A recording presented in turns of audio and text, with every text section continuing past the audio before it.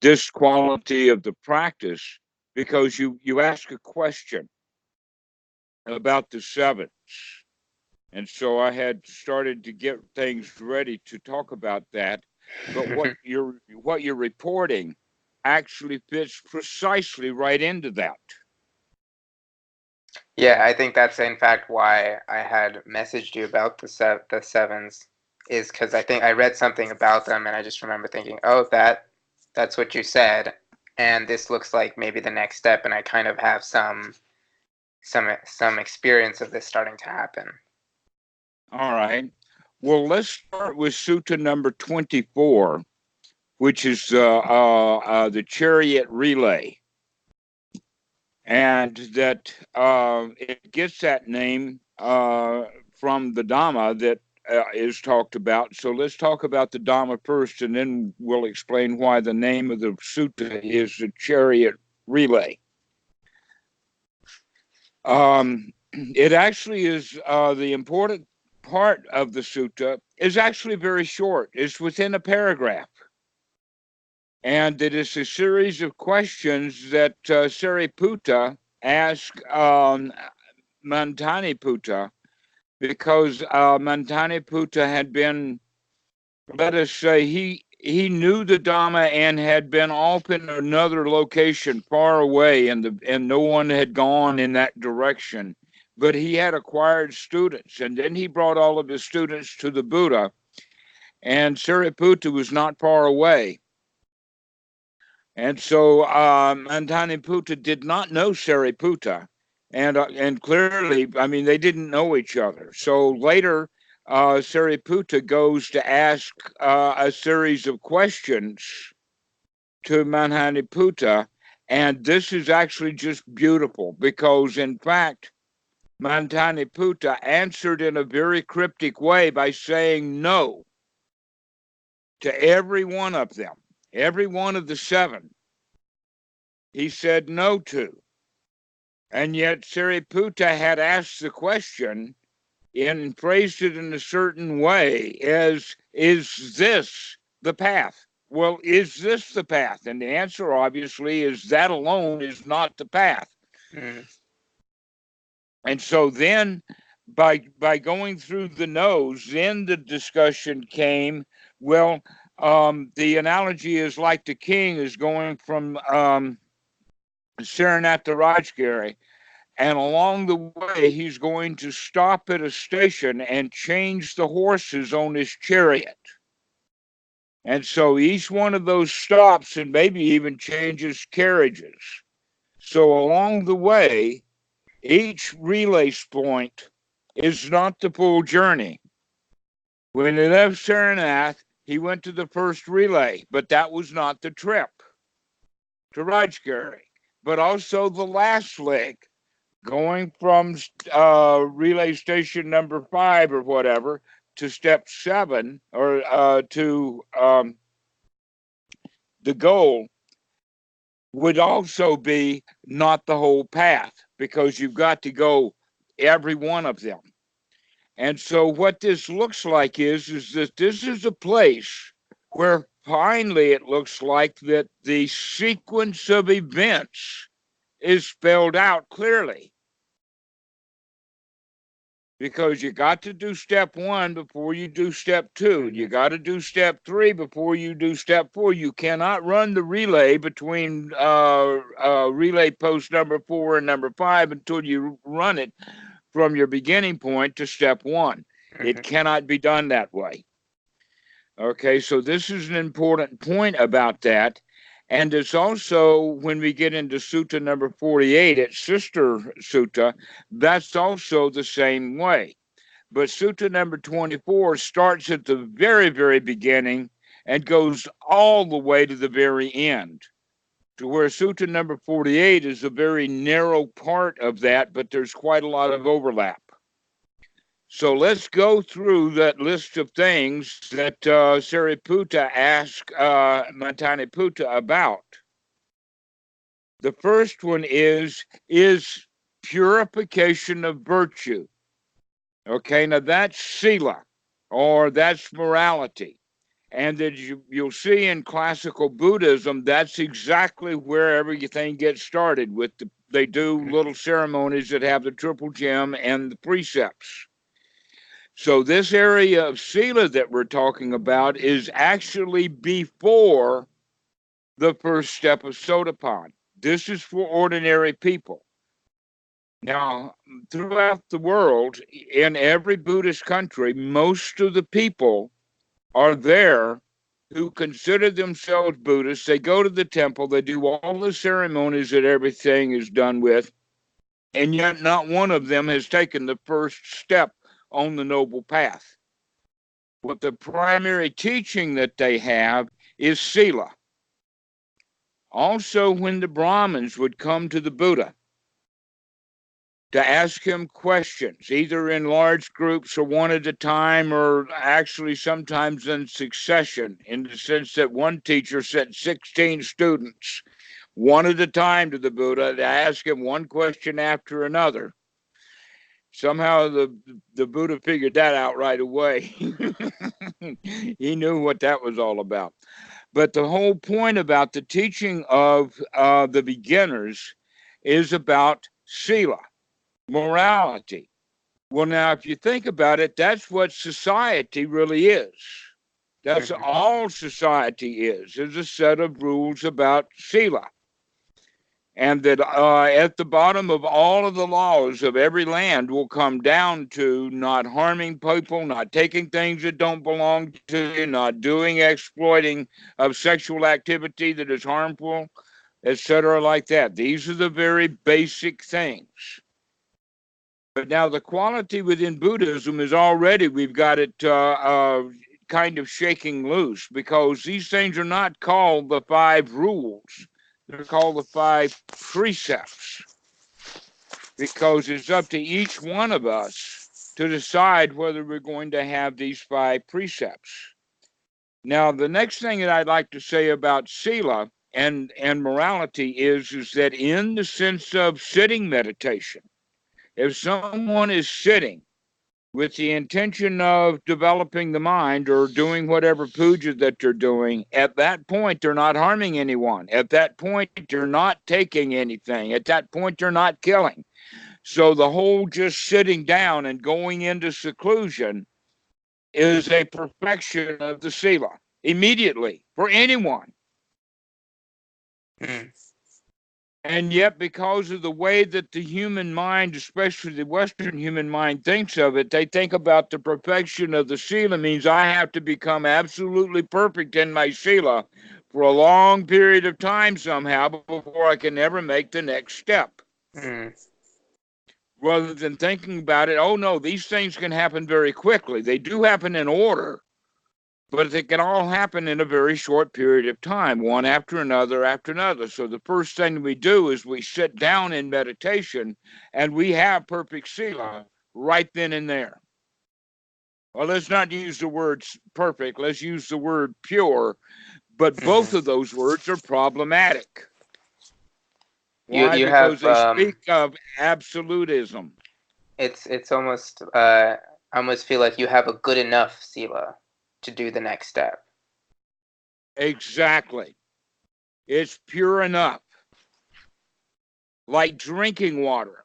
It's pure enough to drink, but it's not distilled. It's got all kinds of things in it. It may even have some lead and some arsenic and some formaldehyde, some mercury, all kinds of stuff. But it's not at a high enough level that it's actually poisonous. So think of it as potable water. It's good enough to drink. It's not going to kill you. But no Sila is deadly. It does kill. That's the whole point, is to refrain from killing. All right. So once we sit down, the next step that needs to be there, the purification of the mind. Well, now that's easy to understand. Purification of mind is just freedom from hindrance. When there's no hindrance, then the mind is pure. When there are hindrances, then the mind is impure. So the very basic practice of meditation will take some students very quickly right into purification of the mind. For other students, it's slow. They still have dealing with hindrances and whatnot, but that's because generally they're not practicing correctly. For instance, they see the mind has wandered away, and then they'll have thoughts like, oh no, this is so hard. Meditation is difficult. Wow, I didn't know how hard it was. And this is a monkey mind. I may not be practicing right. I may not listen to the instruction. Or maybe this meditation is no good after all. You can hear all of that.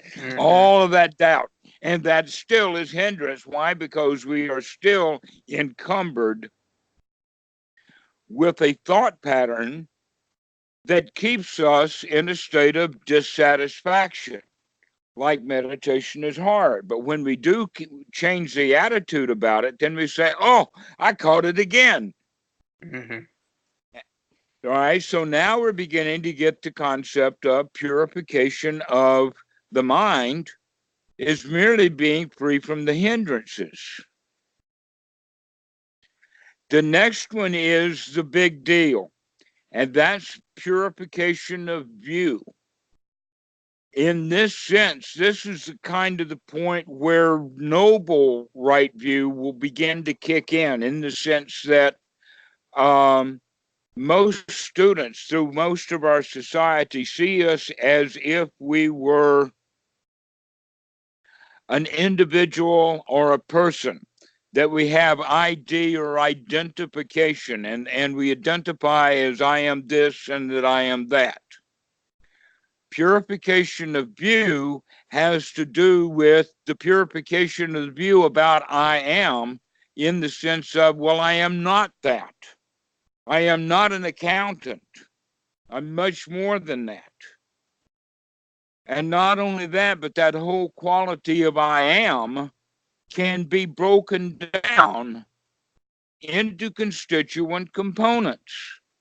Well, if this I am or this me can be broken down into constituent components, that means that it's not a whole, it's not a permanent thing, it's not an organism, and it's certainly not eternal. That this me and this is the thing that's a good analogy, because it happened, when chemistry was just getting started and they could learn the distinction between what was a compound versus what was an element. And so they gave the elemental particles the name of atom, thinking that they were atomic. Well, what is the definition of the word atom is that it cannot be split. So in fact, the word splitting an atom is an oxymoron. Modern scientists and young kids don't get that, but the word atom means it cannot be broken apart. It's atomic. And we see ourselves as that unit, or that atomic item, but in fact, with inspection, we can see that gets broken down, that we are not one thing. That at best what's going on is a process. And this happens, and then that happens, and based upon the fact that this got an underlying structure, and what I mean by that, like a pool table. Think about a pool shot on a pool table. That the angle, the speed, and other things like that are very important in order to get the shot, right?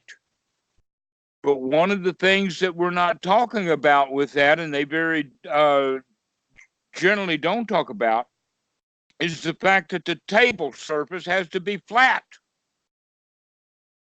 It cannot be like an ocean. If the table is going like this all over the place, then it's really hard to do any pool shots at all. Okay, so the underlying situation is there that has to be also brought into the working. And what I mean by that underlying structure is basically the past, the old past. For instance, what language we speak, the kind of concepts we have, and also our feeling habits. In other words, the way that we have been feeling let us say last year, the general way that you felt was the way that you felt 3 years before that. And the way that you felt before that, a year, uh, 4 or 5 years ago, is the same way that you started feeling about the age of 11 or 12. And then we go back, well, wait a minute. No, I started feeling like this when I was 5 and 6. Mm-hmm. Okay. And so we get this foundation there. And that has to be understood because that's not a flat table. It's all over the place, but it's got a habit system. And so that whole quality then is what gives rise to the concept of right view, or the purification of view, is that things are not as flat or as settled or as unified as I thought they were. That things are complicated. That self, in fact, has constituent components in it. One of the ways of talking about that, by the way, would be the way that Freud talked about it, in the sense of the id, the ego, and the superego, where most of our storage stuff about our language and our concepts and all of that kind of stuff, including the rules, including the precepts that we were talking about earlier with Sila, is all stored in what is referred to in Freudian language as the superego. Ari Byrne calls that the parent ego state, but it's all the stuff that we get from the outside. Now, you know that you are not just the sum total of just what you got from the outside. But we tend to think of, oh no, once it gets inside, it's now a unit. No, it's not a unit. This stuff can be peeled right off. Mm-hmm. You are not what you were told you were. You are not the rules that you keep. You are not the society that you were born in. You are not that. And yet we tend to think that we are. Another quality of right view has the quality of the primitive feeling mechanism, the deep part of the brain that is normally referred to as the reptilian brain, that controls normally the breathing, normally the heartbeat, but it also controls all of the chemicals that get into the blood. It secretes the dopamine, the serotonin, the tryptophan, all of the mental chemicals, as well as the blood chemicals that are secreted. For instance, adrenaline, cortisone, these kind of things. Now, basically, what we're saying is that everything that an alligator can do, that you can do, is controlled in your brain the same way that it's controlled in the alligator's brain. Mm. Walking, opening the mouth, seeing, hearing, having the heartbeat, having the lungs, having the nose operate, the whole body structure, everything is in that reptilian brain, which in Freudian psychology, they call that the id. And in Eric Byrne, they call that the child ego state. Mm. And then the third ego state that Freud calls the ego, which is actually the very best part of it. And yet, for some reason, the word ego has gotten really bad press. Mm. They talk about egotistical and egoism. It would be better said if it was idotistical or idtistical, and Yeah. because it's actually, when we talk about being egotistical, we're actually talking about the self-preservation. Being egotistical is a selfishness Mm. that's based upon the way that the id functions. Exactly. Yeah. That Freudian psychology, the ego is actually what Byrne would call the adult. This is what within Buddhism we would call the part that we wake up. Be alert. Be awake. In other words, let's get that frontal cortex operating. So now that we can begin to see it that way, we can say, okay, well, maybe these three ego states actually are me. but they're not me because each one of them are temporary and each one of them affects the other, but it's much more like a functioning machine. Very much like an automobile is a functioning machine, but there's no functioning automobile-ness in that automobile. That is merely the constituent parts. There's headlights, but even the headlight is broken down into just glass.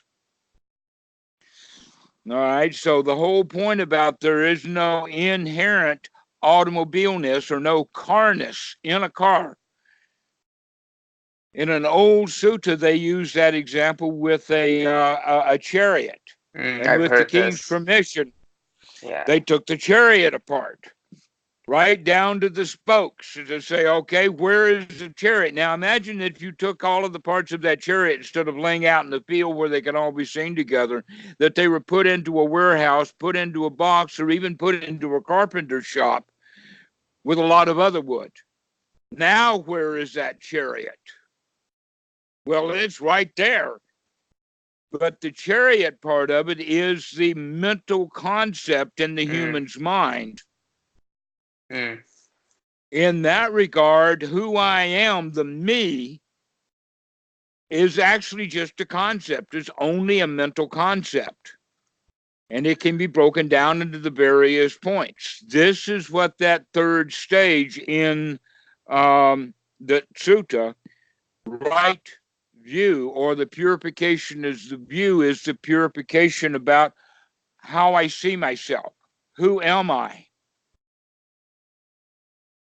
And that fits also very, very well with step 3 on in sutta number 48. But there's also a companion sutta with these two. And that is sutta number 2, the first part of it. And that is the Sabba Asava Sutta. The Sabba Asava Sutta, the first part is purification by seeing. By actually looking and seeing, you can see these things. All right. Now, in that sutta, it goes the full tilt about talking about, well, what is worthy of our attention? The kinds of things that are not worthy of our attention are the kinds of things that keep us stuck in suffering. And the things that are worthy of paying attention to are the things that will take us out of suffering, right? So with that criteria, we can say, okay, the things that are not worth paying any attention to is questions about the past, like what happened in the past, or who was I in the past, or the future, what will I be in the future? These are kinds of things that are not appropriate for attention. But when one attends wisely to this is what it's like to be in a state of dissatisfaction. In other words, we begin to see dukkha. Now, when I'm using this word dukkha here, I'm not using the word suffering. Please get that word out of your mind, because suffering is a really, really big deal. Yeah. We're talking about small things, little dissatisfactions. And when we recognize those satisfactions, we can see them merely as dissatisfactions.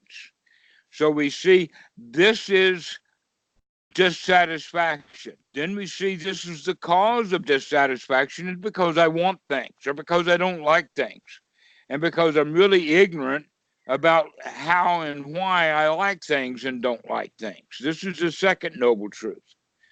And digging deep into the second noble truth, we wind up at the place called Paticca Samuppada. So when the Buddha in this sutta number 2 is talking about paying wise attention to, this is dukkha, this is the cause of dukkha, and this is what it's like to be free from dukkha. That wise attention is actually beginning to pay attention to the way that the mind works. So by paying wise attention to the Four Noble Truths, we actually begin to see how the mind works that winds us up into a state of dissatisfaction, including this Eightfold Noble Path that has these delightful qualities to it that you have been practicing already within Anapanasati. So that we see that, in fact, the practice of Anapanasati is geared directly towards incorporating the Eightfold Noble Path and the Four Noble Truths directly so that we can go down inside the mind and see several things. One is the nature of the mind and the way that the self is created in there, rather than going and looking for it as an absolute object that can be seen, manipulated, understand, cataloged, and the funny thing about belief systems, like with Hindus and Christians and whatnot, they have the idea that there is an eternal soul. Well, Buddhism should have been translated better. Not only is the word dukkha badly translated as suffering, but the word anatta should be better translated as the word soul. There is no soul. Because the word soul, we've got a really good definition on. Self, I'm not so sure about. That's a nebulous, difficult word to deal with.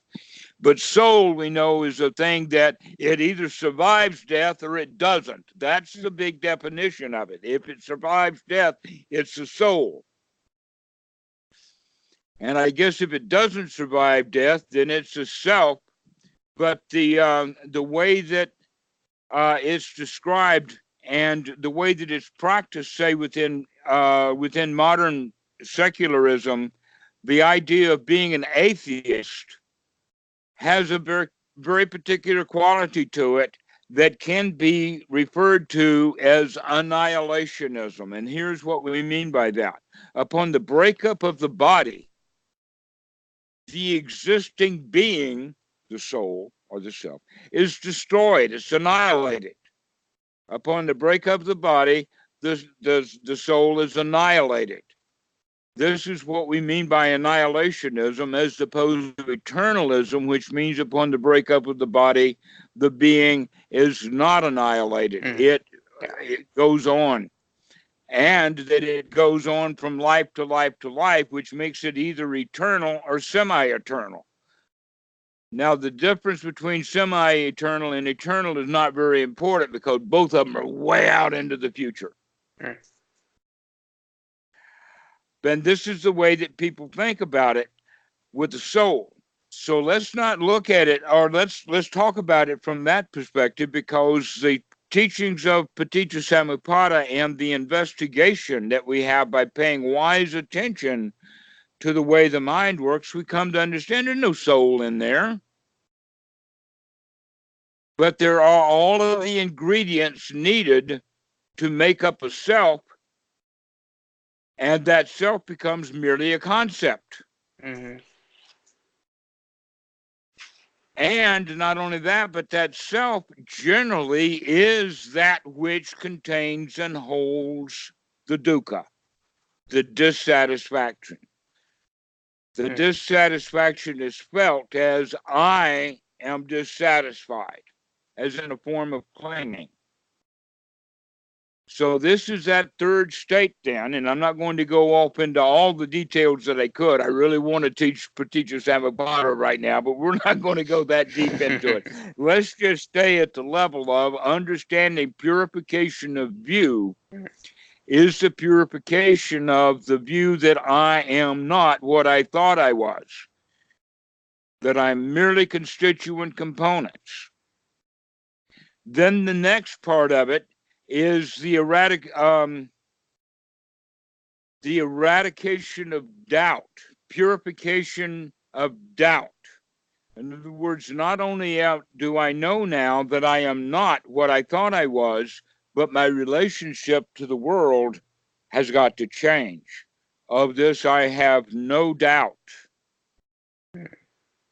The next statement on that then comes, and we'll go back and play with doubt for a moment, but I want to bring this next one in, and that is in Sutta number 24, this very important step that is called knowledge and vision of what is and is not the path. because there's several things built into there. One of them is the knowledge of what is not the path is there in that statement. Yeah. And the knowledge about what is not the path, when we go back to Sutta number 2, we find out, oh yes, when we look at that and we see that wise attention paid to the Four Noble Truths yields the eradication of the first 3 fetters. Of the 10 fetters, the first 3 to go are by seeing, by knowledge, by looking. And the first base of this is the purification of view about who I am.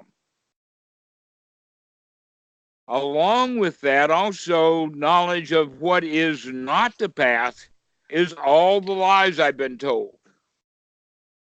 All the society. In fact, that whole parent ego state, or that entire super ego state that we're talking about, needs to have some major modifications made to it, because it's got a lot of crap in there. And not only that, but it looks like that the situation within most people's mind is kind of a dialogue between the superego and the id, or between the parent ego state and the child ego state.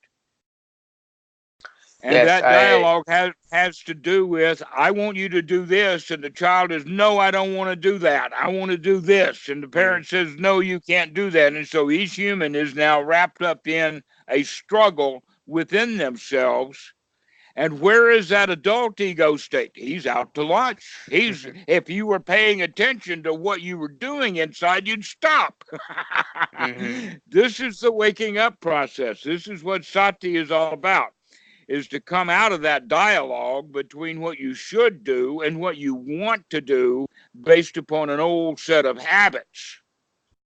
Yeah, Go ahead. I've noticed so much of my internal dialogue sounds like, first there will be, so I'll be doing something, and then a fear or a sort of a need to explain to authority will arise, and then I'll have this thought, and it's the stupidest little thing.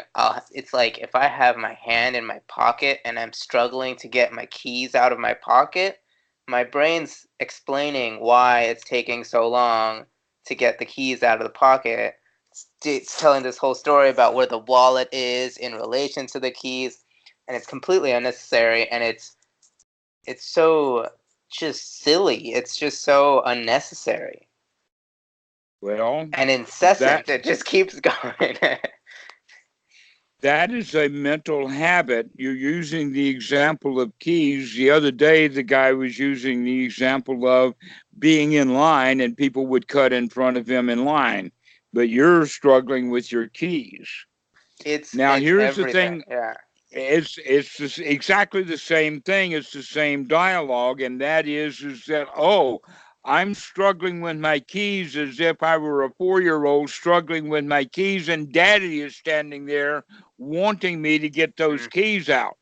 Exactly. And now I have to describe to this parent ego state in my head to justify my behavior, as opposed to, why don't I enjoy feeling my hands and feeling keys and enjoy this search? Exactly. Why do I have to justify everything? Exactly. So we create the suffering, this dukkha, because we're justifying things between this superego state and the id, rather than doing it completely consciously with the frontal cortex. And so this is what we mean then by this, what is not the path is explaining everything, justifying everything. Yes. Trying to make everything that we do okay, because it already is okay. There's no one watching. There's really nobody watching you get your keys out. Yeah, nobody cares. Nobody cares, but a long time ago you thought somebody did, and now you're in the habit of justifying that. And so this is the point then we come to understand, wait a minute, all of that justification for everything that I've been doing is unnecessary. That's not the path. That's not the path to freedom. That's not the path to enjoy life. That's an important quality about that statement in that sutta. What is and what is not the path. And what is the path is the Eightfold Noble Path, because we understand it most specifically about right noble view, right noble sati, right noble effort, and right noble attitude. When we get those things going, then we have an opportunity to break up that old dialogue between the parent and the child.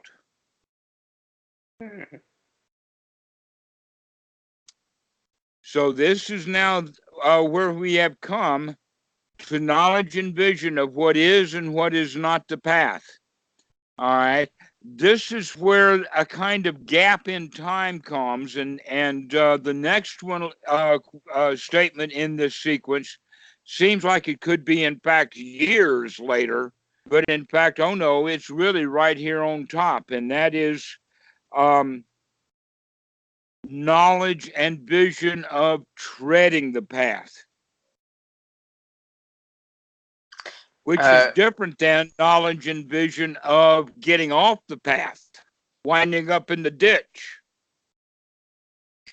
Quick question. Is there a difference between knowledge and vision? Are those two separate things, or? No, we're trying to make sure that you understand what I'm talking about. Good question. You could say in one case that knowledge would be surface and then vision would be deep seeing.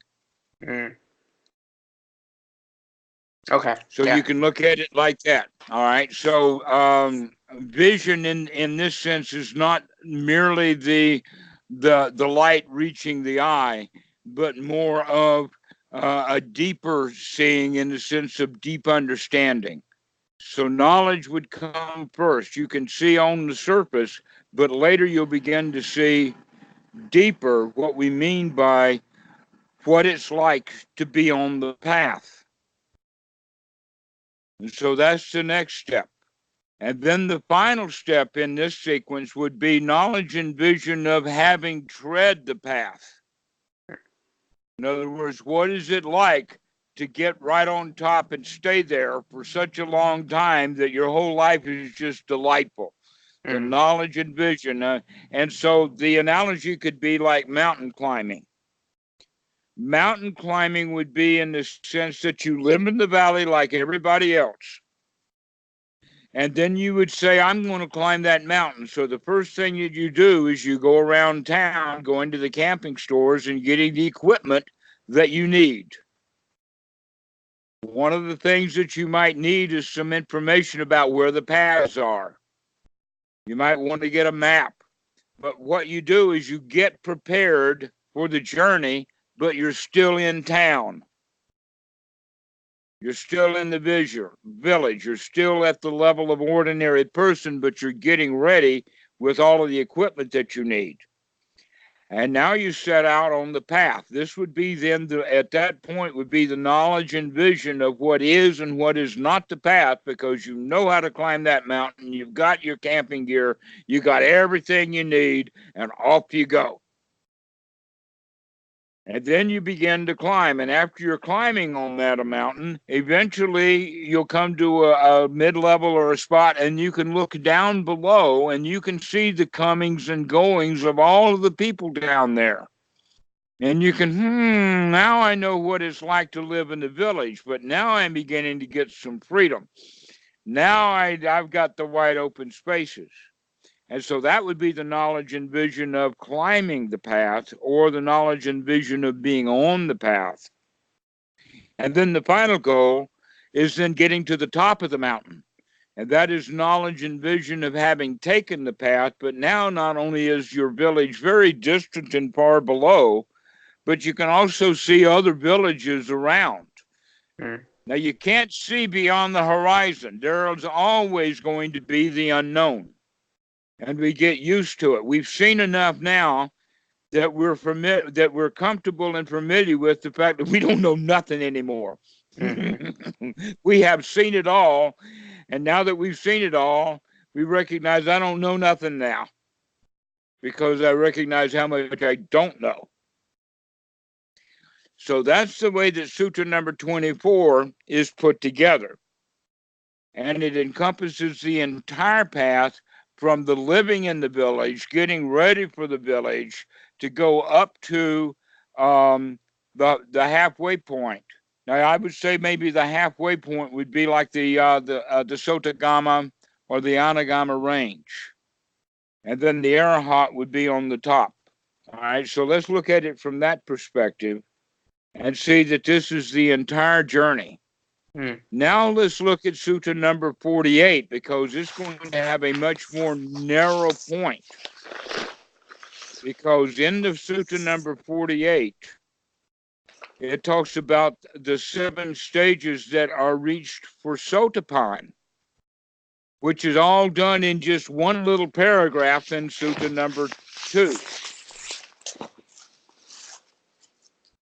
which talks about it from the concept of with wise attention, we attend wisely that this is dukkha. This is what causes dukkha. This is the whole show that causes dukkha. This is what it's like to be free from dukkha, and this is the path that we take. Basically, we're already taking the path. We have to be on the path in order to see the nature of suffering and its cause. And actually, we have to be on the path somewhat to even see the unsatisfactoriness. And so it's not as 1, 2, 3, 4. But one of the things that we have to look at very quickly is we need to, as beginning students, to come to a state of satisfaction, to come to a state of that third noble truth. What is it like to be free from suffering? Are you going to sit, for instance, 45 minutes on the floor and be suffering the whole time? I hope not. And if you're not, I hope you realize you're not. So let's look with wise attention what it's like to be free from suffering. What is it like to have that right noble attitude, etc.? This is what we mean by paying wise attention to the Four Noble Truths. And by paying wise attention to the Four Noble Truths, remember, we eradicate 3 fetters.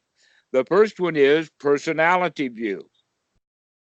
The second one is Sila Bhatta Paramasa, which is in fact that parent ego state.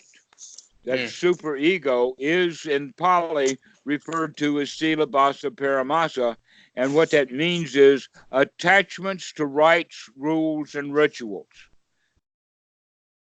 Now, here's how that works. When you're digging for the keys in your pocket, you've already got a rule. And that rule is you should be able to get your keys out of your pocket really quickly. That's the rule. And you broke the rule. Yeah. And it was your own attachment to that rule that you got to get the keys out quickly, that now you've got to justify, oh, I couldn't get my keys out quickly. Oh, poor daddy, poor is me, etc., like that. So now let's use the analogy about standing in line and somebody cuts in front. I was there standing in line very happily, and somebody cut in front, and now I'm unhappy. I'm dissatisfied. Now, let's say that the line is long, but each person in line only takes about 10 seconds on average, which means that I'm going to spend a whole lot of time being dissatisfied and only 10 seconds to get the job done. Yep. Which would be making a bank deposit or buying a ticket or getting a Visa stamped or whatever reason we got, buying a theater ticket, doesn't matter what it is. It doesn't take long to do it, but we stand in line for a long period of time, and the whole time I'm in line, I feel bad because somebody broke in line in front of me. Supposed to be at most 10 seconds. Maybe 20 if there's 2 of them that did it. And yet you can see where people get really fuming. Why? Because everyone who is standing in line has that rule, thou shalt stand in line. But I have been to places in Asia that it's not like that at all. Mm-hmm. One of them would be the border at Malaysia, where when you get off the train between there at the border, the guy who's standing behind the desk or sitting behind the desk doing the visa stamping and all of that, when he finishes this one passport, he hands it to the hand that's out waiting for that passport, and now he has right in front of him inside this little window 5, 6, 7, 8, 9 hands with a visa on it. Mm-hmm. And he has to choose which visa he's going to do next. Nobody's standing in line. The only reason why guy number 14 can't get his hand in is because too many people are right in front and he's pushing on them. Right? No line anywhere. It's just let me at that place. I want to get in. Well, that's exactly what the line breakers are doing. But when they broke in line, did they break in at the front of the line? No, they broke in someplace else. So even they know that there's a rule. You got to stand in line, and they're breaking their own rule.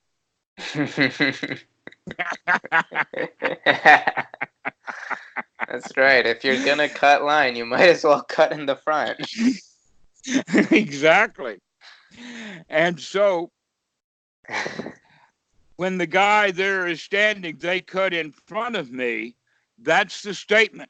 They cut in front of me. Well, who's he saying that to? He's saying it to the line god, the god of the queue. The queue is, or the rule is, thou shalt stand in line. And now they broke in front, and I've got to complain to this super ego, this super being, the line god, saying they broke in line. I'm suffering because of what they did, you see.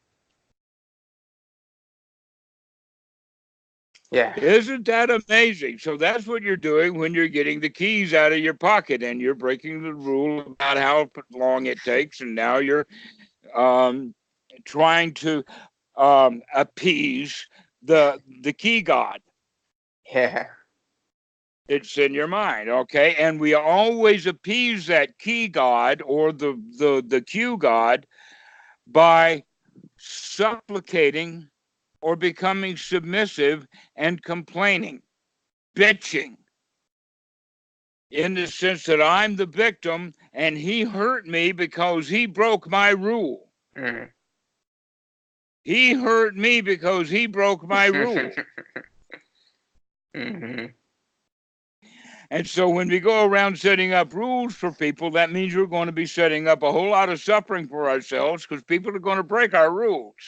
We can't even keep our own rules. How do we expect anybody else to keep our rules? We didn't even tell them.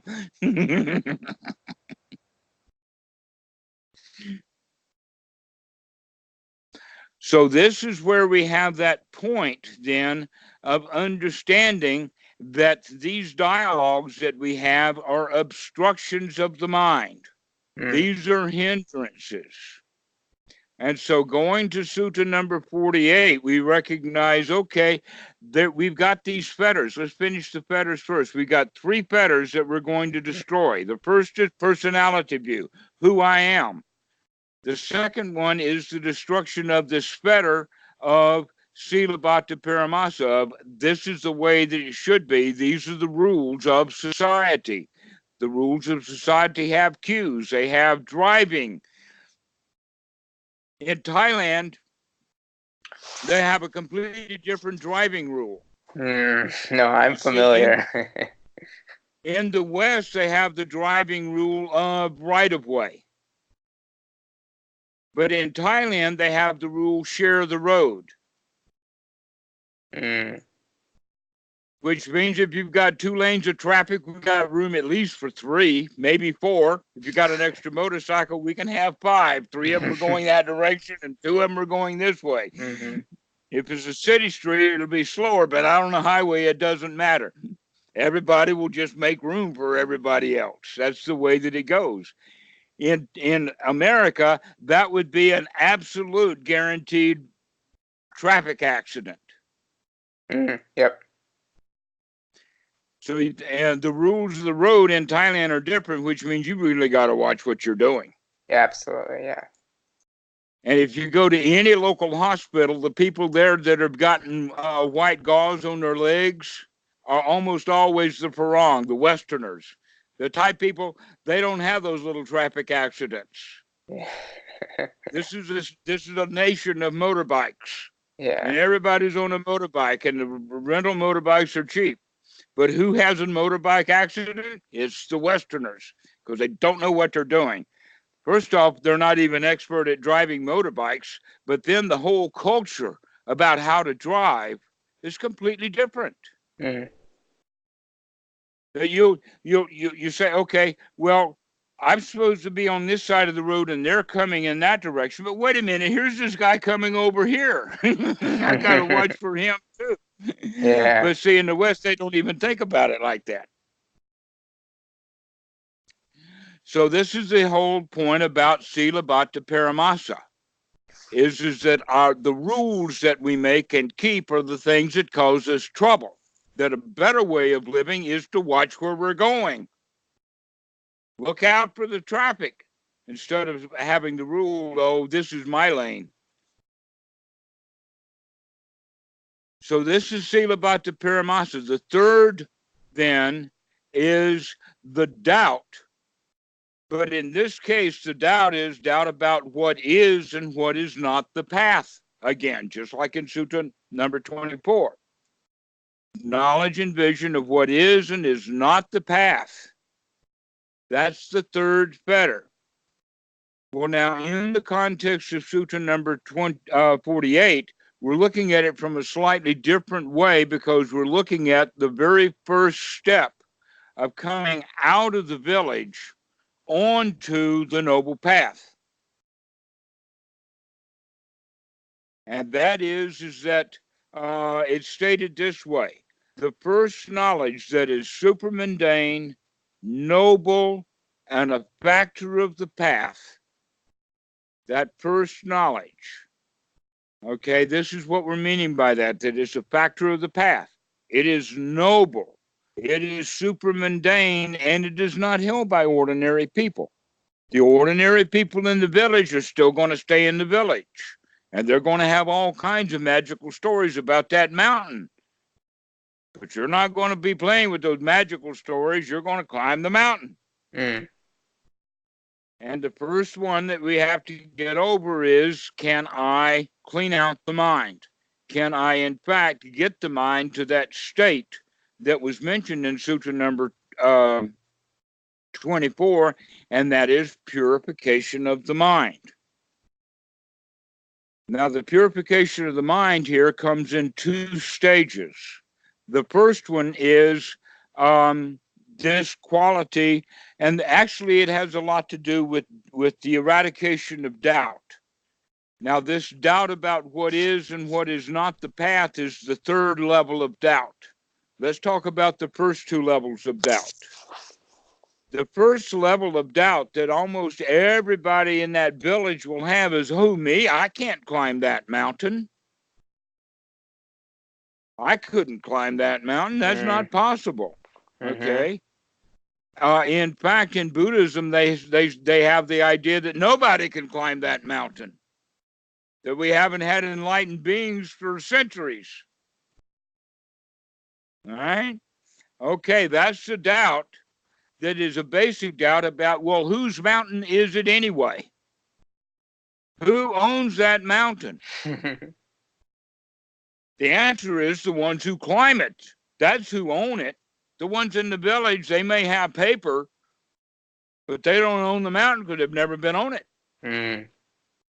So this is the very first doubt that has to be eradicated, and that is the doubt about whose job is it to fix my happiness. So when I'm standing in line and they break in line, I'm complaining to the line god. They broke in line, causing my unhappiness. That's because we have the doubt about, well, who owns this line anyway? Mm. Okay, well, I own the line because here I am, and it's my choice about how I'm going to feel. They can break in it if they want to, Why should I feel bad? Simply because they're breaking in line, you see. Mm. This is, or just because if you got your hand in your pocket and you're wanting to get your keys out, but you're having trouble doing that, why don't you, in fact, enjoy the inside of your pocket for a moment? Instead of trying to complain to the key god, oh, I'll get it. Yeah. So, all right. So now we're beginning to see that this Silabhata Paramasa and this doubt are deeply buried together. And at the deepest part of it is doubt about who am I? Whose mountain is that? Whose line is this? Whose keys and whose pocket is that? In the sense of, does it belong to the anterior cortex, to the reptilian mind? Does it belong to the superego, or does it belong to the adult? Most of the time, the ownership winds up being the id, and now they're in a fight over it with the superego. Yeah. So when we come to that conclusion, whose keys are there?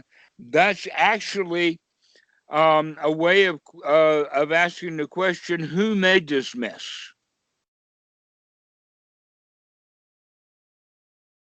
Or who causes suffering? What's the nature of the suffering? Mm. Who made this mess that's called the planet Earth? Who made this mess that is my life? Mommy! It's your fault! God! So we start looking to the outside world. We start looking for mommies. We start looking for gods. We start looking for, in this case, key gods. Or in that other example, line gods. It's the line god who owns that cue. Not recognizing, well, the line god is actually just a mental concept that I'm holding in my own superego part of the brain. So that's the first kind of doubt that we have to work with. Whose fault is this? The answer to that is, hell, it's my own damn fault. I'm the one who's responsible. If the guy broke in line in front of me and I feel bad, who's responsible for my bad feelings? It's not the guy who broke in line. It's me who don't like it.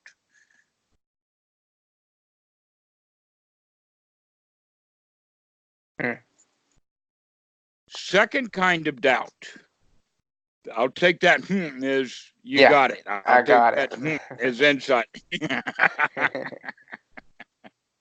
The second one is, can I do it? Am I going to be able to do this? That's that point when is at the first step of the path in Sutta number 48. The knowledge and vision that I can clean out my own mind. No matter how obstructed it gets, I can do this. That's that change in attitude from the victim to the winner. It sounds like in the first level of doubt, the question was, whose keys are this? Whose line is this? In the second level of doubt, you're asking, whose path is this, almost? Whose journey is this? And basically, the question then really is, whose dukkha is this? Who's making this dissatisfaction? I see. Who's making this uncomfortableness? Was it the guy who broke in line?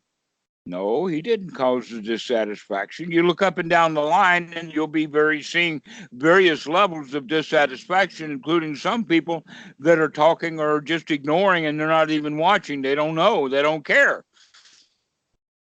And some people who let them in line, they don't care either. So the dissatisfaction that I'm feeling is unique to me. Yeah. Just because people broke into line doesn't mean everybody's got to feel bad behind them.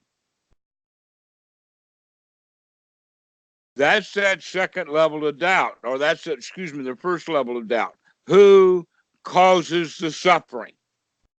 The second level of doubt is, can I get out of this suffering? That's the question there.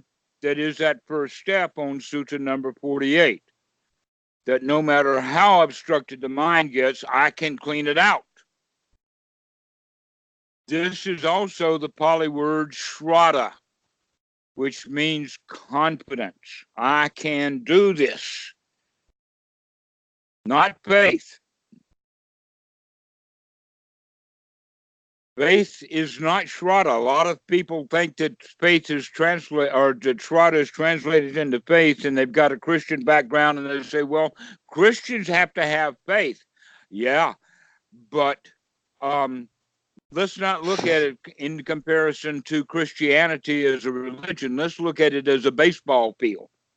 And there you are with that ball. Can you throw that ball? That's the confidence. How do you know that you can throw the ball? Because you've been throwing the ball. In the beginning, you didn't throw it very well, but the more you throw it, the better at it you get. And the better at it you get, the more knowledge and the confidence you have that you can do it. And then you recognize, I don't care what conditions, it can be rain or shine, I can throw that ball. No matter how much obstructions that are there, I can throw that ball. No matter how obstructed the mind gets, I can clean it out.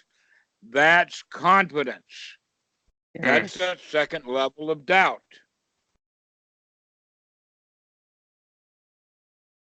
Okay, yeah. And that's the first step of the noble path. That's the first step of the noble path. Knowledge and vision that I can clean out the mind no matter what. Now, the second item on that list of knowledge that is super mundane, it is noble, it is a factor of the path, and is not shared by ordinary people, is normally what we would call the first jhana. The word serenity is used because of the word samatha. But in this case, we're talking about the state of satisfaction. That we can get ourselves into a state of satisfaction and we can maintain that state of satisfaction. That's what we were talking about last time. And so this then is that second truth, the second knowledge for the noble student is that I can, in fact, get my mind in a really nice state. I can come to the state of satisfaction. And I'm beginning to learn how to manage that and maintain it. Now we go to the third level. The third level is, while we're capable of doing this first jhana, that's where we're going to start really deeply investigating the teachings of the Buddha in the sense of these Four Noble Truths.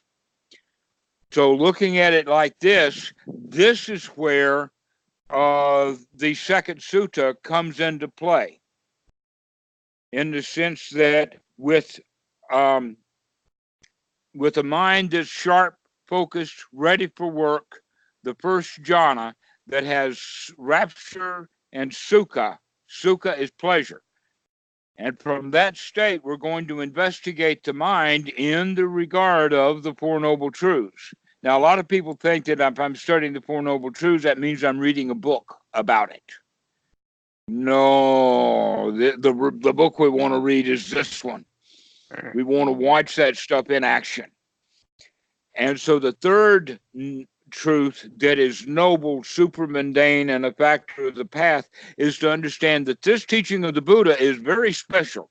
No other teaching has this quality to it.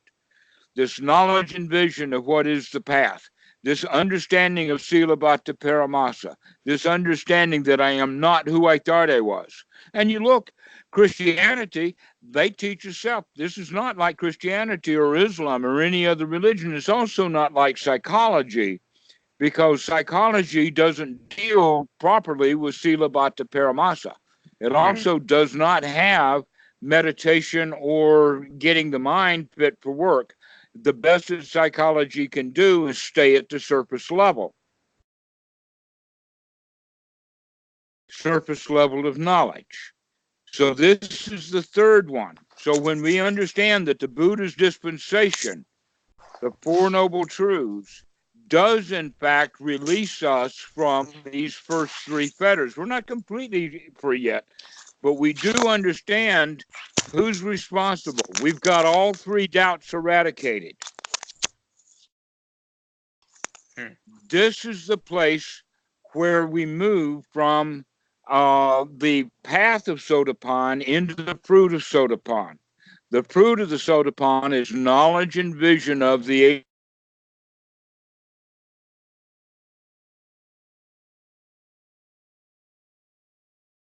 Hello? Hello? Seems to have cut off.